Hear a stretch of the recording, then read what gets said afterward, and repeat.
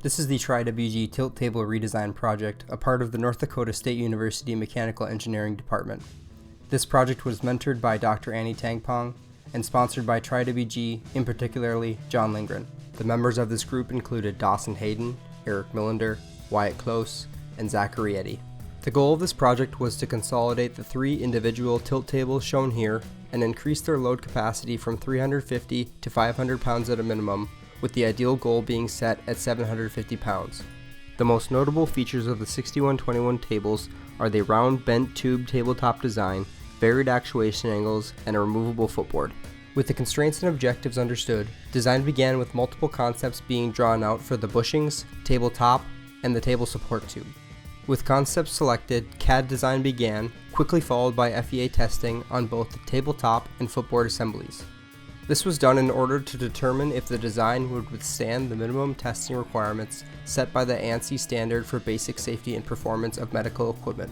After receiving approval from Tri-WG, the new design was to be built with a rectangular bent tube tabletop and reinforced removable footboard for greater load capacity, as well as arced hinge bushings for easier manufacturability. Upon completion of the design, the fabrication process began with bending the tabletop and welding the base.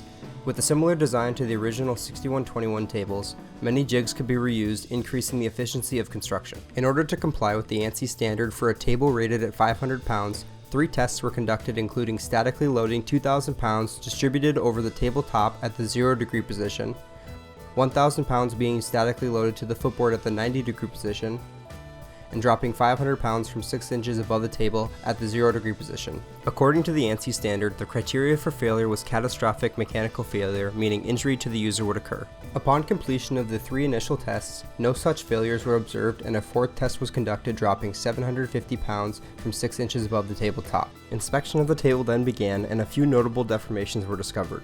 The most notable deformation of the table was the underside table support. This piece was originally dome-shaped, but was now observed to be concave, directly resulting from the 750-pound drop test. The next deformations were not noticeable to the eye, so a straight edge was used in order to visualize the effects the testing had on the table. It was observed that the table legs had bent upward, with the center of the table being lower than the end of the legs shown here.